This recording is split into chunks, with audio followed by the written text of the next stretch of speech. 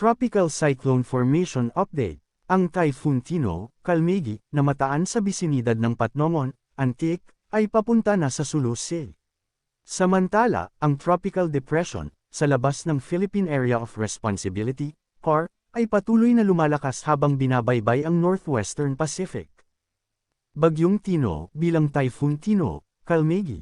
Lokasyon ika-4 ng Nobyembre taong 2025, bisinidad ng Sagay City, Negros Occidental.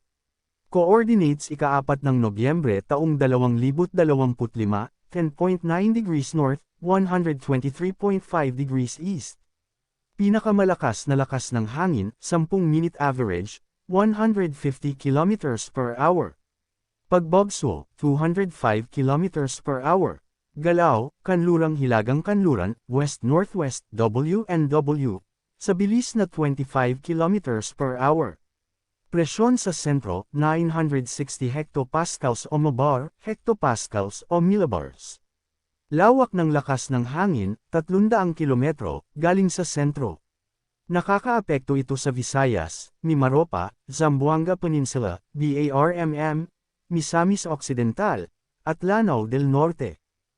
Dahil dito, makakaranas ng mabagyong panahon na may posibleng pagbaha o pagguho ng lupa dahil sa heavy hanggang intense na ulan na minsan torrential na ulan sa Palawan, Western Visayas, Negros Occidental, Negros Oriental, Cebu, Oriental Mindoro, Occidental Mindoro, at Romblon.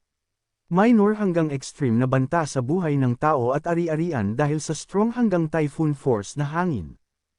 Dahil din dito, makakaranas ng maulan na may pagbagso-bagsong hangin na may posibleng pagbaha o pagguho ng lupa dahil sa moderate hanggang heavy na ulan na minsan intense na ulan sa Bohol, Biliran, Leyte, Masbate, Marinduque, at Siquijor.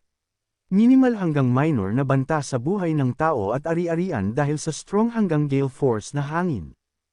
Dahil din dito, makakaranas ng maulap na kalangitan na may kalat-kalat na pag-ulan, pagkidlat, at pagkulog na posibleng magdulot ng pagbaha o pagguho ng lupa dahil sa katamtaman hanggang kung minsan malakas na pag-ulan sa nalalabing bahagi ng Visayas, Zamboanga Peninsula, BARMM, Misamis Occidental, at Lanao del Norte. Ang trough nito ay nakakaapekto sa nalalabing bahagi ng Bicol Region, Metro Manila, Calabarzon, at nalalabing bahagi ng Mindanao. Dahil dito, makakaranas ng maulap na kalangitan na may kalat-kalat na pag-ulan, pagkidlat, at pagkulog na posibleng magdulot ng pagbaha o pagguho ng lupa dahil sa katamtaman hanggang kung minsan malakas na pag-ulan sa mga nabanggit na lugar. Tropical Cyclone Wind Signals, TCWS, in effect. Tropical Cyclone Wind Signal Number 4. Wind Threat, Typhoon Force Winds. Warning Lead Time, 12 hours. Range of wind speeds, 118 to 184 km per hour, Beaufort 12. Potential impacts of winds, significant to severe threat to life and property. Luzon, Calamian and Cuyo Islands. Visayas, the central and southern portions of Antique, Patnomon, Sibalom, Valderrama, Hamtic, San Jose, Bugasong, Aninii, San Remigio, Belizon, Tobias Fournier, Lawaan, the central and southern portions of Iloilo, Kalinog, New Lucena, Maasin, Oton, Pavia, Dueñas, Barotac Nuevo, Gimbal, Iloilo City, Tigbawan, San Miguel, Leon, Mina, Santa Barbara, Leganes, Dingle, Zaraga, Bingawan, Kabatuan, Alimujan, Dumangas, San Joaquin, Badiangan, Pototan, Lambunaw, Tubungan, Igbaras, Haniway, Miagao, and Guimaras. Tropical Cyclone Wind Signal Number 3.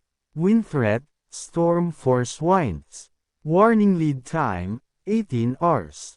Range of wind speeds, 89 to 117 km per hour, Beaufort 10-11.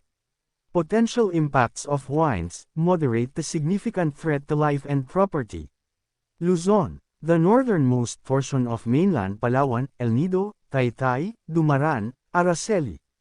Visayas, the rest of Antique including Kaluya Islands, Aklan, Capiz, the rest of Iloilo, the northern and central portions of Negros Occidental, Hinigaran, Moises Padilla, Isabela, Binalbagan, City of Himamaylan, San Carlos City, Calatrava, City of Escalante, Sagay City, Toboso, Salvador. Benedicto, La Carlota City, Cadiz City, Bagu City, Enrique B. Magalona, Valladolid, San Enrique, Bacolod City, La Castellana, Murcia, Silay City, Pulupandan, City of Victorias, City of Talisay, Pontevedra, Manapla, and the northern portion of Negros Oriental, City of Gihulngan, La Libertad, Himalalod, Canlaon City, Valle Hermoso. Tropical Cyclone Wind Signal Number 2. Wind Threat, Gale Force Winds S. Warning Lead Time, 24 hours. Range of wind speeds, 62 to 88 km per hour, Beaufort 8 Potential impacts of winds, minor to moderate threat to life and property. Luzon, the southwestern portion of Masbate, Balud, the southern portion of Oriental Mindoro, Bulalakaw, Mansalay, Rojas, Bongabong, the southern portion of Occidental Mindoro, Magsaysay, San Jose, Rizal, Calintaan, the southern portion of Romblon, Santa Fe, Santa Maria, Looc, Alcantara, Kahidyukan, Odiongan, San Jose, Ferrol, Romblon, San Andres, Magdiwang, Calatrava, San Agustin, San Fernando, and the northern portion of Palawan, San Vicente, Rojas, Puerto Princesa City, including Cagayancillo Islands.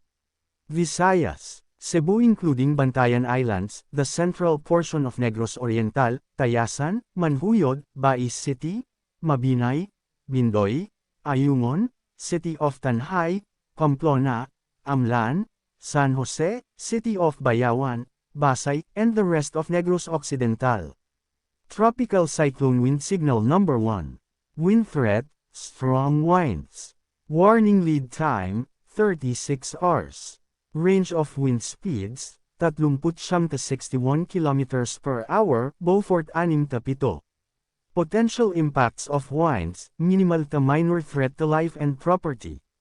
Luzon, the southern portion of Quezon, San Francisco, San Andres, the southern portion of Marinduque, Torrijos, Buenavista, Gasan, Boac, the rest of Oriental Mindoro, the rest of Occidental Mindoro including Lubang Island, the rest of Romblon, the rest of Masbate including Berias and Ticao Islands, and the central portion of Palawan, Aborlan, Quezon, Nara, Sofronio Española. Visayas, Biliran, the northwestern portion of Leyte, Calubian, Leyte, San Isidro, Tabango, Capoocan, Cananga, Ormoc City, Palumpon, Isabel, Merida, Villaba, Matagog, Albuera, Camotes Islands, the northern and western portions of Bohol, Antequera, Bien Unido, Sevilla, Lubok, Tagbilaran City, Trinidad, Maribojoc, Lila, Corelia, Loon, Dagohoy, Dimyao, Katigbian, Alburquerque, Dawis, Sikatuna, Buenavista, Talibon, Baclayun, Batuan, Sagbayan, San Miguel, Getafe, Loay, Tubigon, Inabanga, Carmen, Panglao, Clarin, Calape, Cortes, San Isidro, Danao, Balilihan, Bilar, Siquijor, and the rest of Negros Oriental. Tropical Depression 32W, outside PAR. Lokasyon ika-4 ng Nobyembre taong 2025, 1,910 kilometro. Silangan ng Northeastern Mindanao, labas ng PAR. Coordinates ika-4 ng Nobyembre taong 2025, 9.7 degrees north, 142.9 degrees east. Pinakamalakas na lakas ng hangin, 10-minute average, 55 km per hour. Pagbagso, 70 km per hour. Galaw, kanlurang timog-kanluran, west-northwest, W&W, sa bilis na 25 km per hour. Presyon sa sentro, 1,000 hectopascals o mabar, hectopascals o millibars. Nasa labas pa ito ng Philippine Area of Responsibility, PAR, at hindi pa ito nakakaapekto sa anumang bahagi ng bansa. Posibleng malapitang dadaan sa Bicol Region bago tutumbukan ang Aurora Isabela Cagayan Area base sa Google DeepMind Model, GDMFNV3. Mga lugar na posibleng tambukan, malapitang dadaan, o maaapektuhan ng call-upon ng nasabing bagyo, Luzon, maliban sa Palawan, at Hilaga at silangang bahagi ng Visayas. Posible itong maging isang super typhoon ayon sa forecast ng mga weather agency, kabilang ang ating sariling ahensya sa panahon, ang Philippine Atmospheric Geophysical and Astronomical Services Administration o PAGASA.